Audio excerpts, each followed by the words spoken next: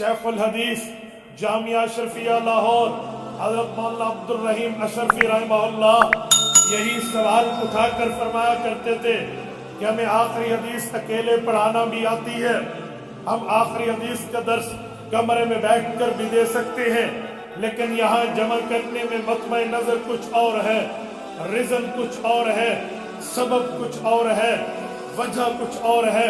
फरमाते बुनियादी वजह ये है, हमने बाजमात नमाज को देखा, अल्लाह के रसूल सल्लल्लाहु अलैहि वसल्लम ने हमें बताया, सही है इनकी रिवायत है, अब्दुल्लाह इब्न उमर रज़ियल्लाहु अन्हुमा रावी हैं, रसूल पाक ने फरमाया जो आदमी बाजमात नमाज पढ़ता है बिसब्इ व इशरीना दरजा, जामे मस्जिद में बाजमात नमाज पढ़ने वाले का सवाब 27 गुना के बराबर है। फरमाया फिर बाजमात आदमी का मतलब क्या होता है, का इमाम आगे हो मुक्तदी पीछे हो, वो इमाम के साथ अल्लाह अकबर करे, तकबीर उला में शिरकत कर ले, रकू से पहले कर ले, रकात को शामिल हो जाता है। लेकिन अगर कोई आदमी लेट हो जाता है, वो तकबीर उला में नहीं आ सकता, पहली रकत में नहीं आता, अजी दूसरी में नहीं आता, तीसरी में नहीं आता, चौथी में नहीं आता, बिल्कुल एंड पे आके मिलता है, आखिरी रकात में शामिल होता है। बताओ ये आदमी भी जमात का सवाब पाएगा? शरीयत जवाब देती है जी हाँ, जो आदमी आखिरी रकात के अंदर इमाम के साथ जमात में शरीक होता है, यह आदमी जमात का सवाब हासिल कर लेता है, इसे बाजमात नमाज का सवाब मिलता है। हजरत अशरफी फरमाते हैं इस बुनियाद के ऊपर हमने खत्मुल बुखारी की आखिरी हदीस के तौर पे मजमे को बुलाया कि तालिबाने हदीस जो है, हदीस पाक पढ़ने वाले जो हैं, जो दौरा हदीस पढ़ के अब तलबा उलमा बन रहे हैं, इन्होंने पूरे साल में अपना तालीमी वक्त दिया है, असातिज़ा कराम ने वर्किंग टाइम दिया है और सुबह शाम एक्स्ट्रा टाइम भी लगाकर, ओवर टाइम भी लगाकर तलबा कराम को क़ाल अल्लाह पढ़ाया है, क़ाल रसूलुल्लाह पढ़ाया है, अहादीस पाक समझाई है, अहादीस पाक की तशरीह बताई है, वज़ाहत बताई है, एक्सप्लेनेशन बताई है। इसके लिए तो वक्त चाहिए एक लंबा, लेकिन हमारी आवाम जो है, आवाम में कुछ डॉक्टर्स लोग हैं, उन्होंने क्लिनिक पे बैठता है, कुछ एडुकेट लोग हैं, उन्होंने बात में बैठता है, कोई जजेस लोग हैं, उन्होंने चैम्बर में बैठता है, कोई बिजनेसमैन लोग हैं, उन्होंने मार्केट और दुकान में बैठता है। हर बंदा हदीस पाक को वक्त नहीं दे सकता। मौलाना अशरफी रहमहुल्लाह ने फरमाया हमने बाजमात नमाज की शक्ल को देख के अवाम को बुलाया, आओ आखिरी हदीस में शामिल हो जाओ, इस दर्स में शामिल हो जाओ, जैसे आखिरी रकत के बाद भी शामिल होने वाला जमात का सवाब पाता है, आखिरी हदीस में शामिल होने वाला दर्स हदीस का सवाब पाता। हमने यहाँ आखिरी हदीस के लिए यूं नहीं इकट्ठा किया कि मौलाना अजमत कमरे में नहीं पढ़ा सकता, बाबा हम आखिरी हदीस भी कमरे में बैठ के पढ़ा सकते हैं, लेकिन यहाँ अवाम के साथ उनको सवाब में शरीक करना।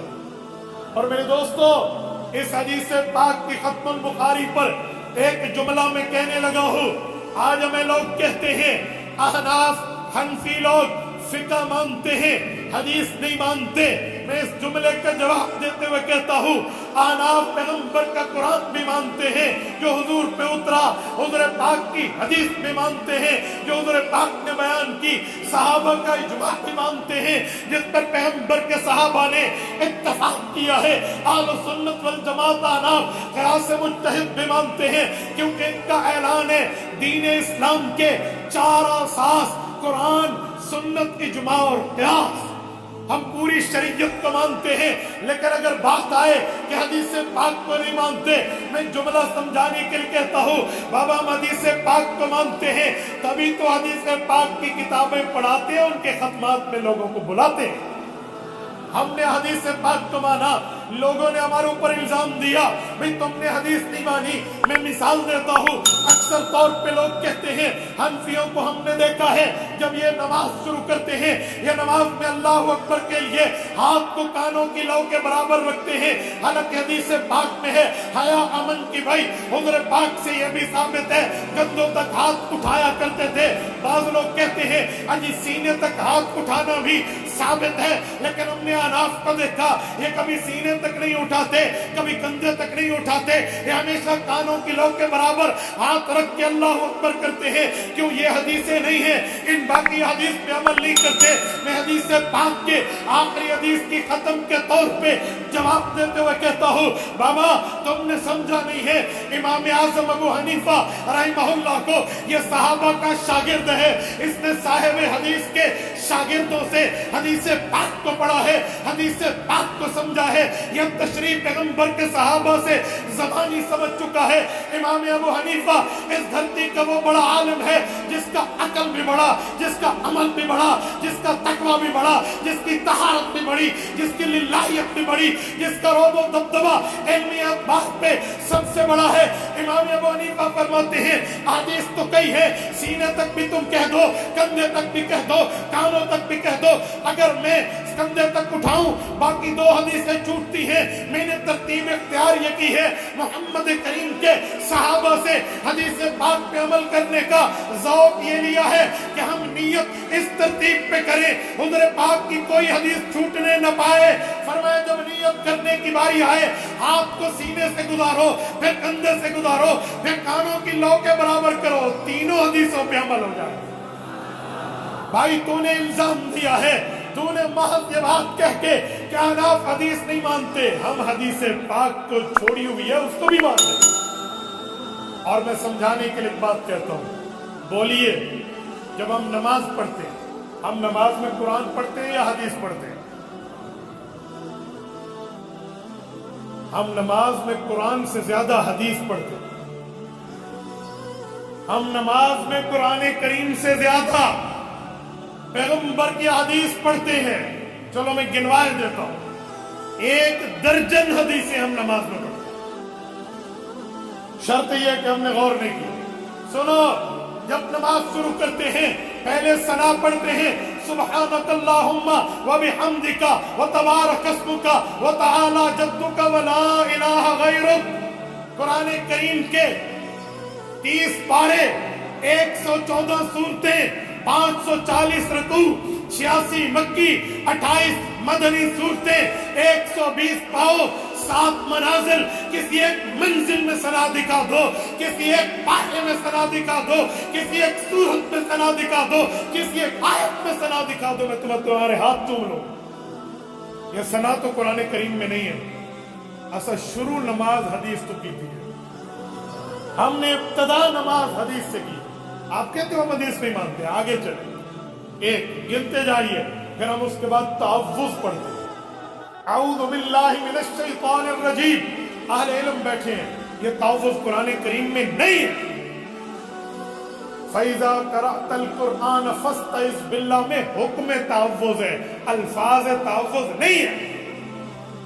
अल्फाज़ तअव्वुज़, तअव्वुज़ के लफ्ज़ बेअल्फाज़ अऊज़ु बिल्लाह, ये कुरान करीम में नहीं है, फरमान मुस्तफा में है। हम ये दूसरी हदीस पढ़ते हैं। मैं अकेले नमाज पढ़ने की बात कर रहा हूं, आगे चलिए। बिस्मिल्लाह पढ़ते हैं, चलो ये कुरान करीम है, इन्नहु मिन सुलैमान व इन्नहु बिस्मिल्लाहिर रहमानिर रहीम। आगे आइए, सूरतुल फातिहा ये कुरान है। इससे आगे चलिए, गैरिल मग़दूबि अलैहिम वलद्दाल्लीन के बाद आमीन कहा। आमीन पूरे कुरान में कहीं नहीं। आला अता आमीन दुआ, सही बुखारी। आमीन पैगंबर के फरमान का लफ्ज़ है। हम ये तीसरे नंबर की हदीस पढ़ते हैं। फिर हम रकू पे जाते हैं, रकू में गए सुबहान रब्बियल अज़ीम व बिहम्दिही। ये जो हमने तस्बीह पढ़ी है, ये तस्बीह पैगंबर के फरमान और हदीस। समी अल्लाहु लिमन हमिदा, ये 5वें नंबर पे हमने हदीस पढ़ी।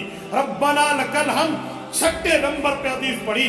सुबहान रब्बियल आला, 7वें नंबर पे एक सज्दे में एक हदीस, दूसरे सज्दे में दूसरी हदीस।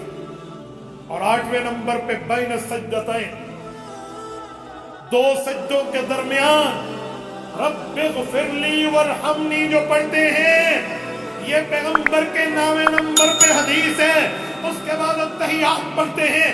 التحیات للہ والصلوات والطیبات. یہ جو التحیات کے الفاظ ہیں یہ پیغمبر کریم علیہ التحیت والتسلیم کی حدیث ہے.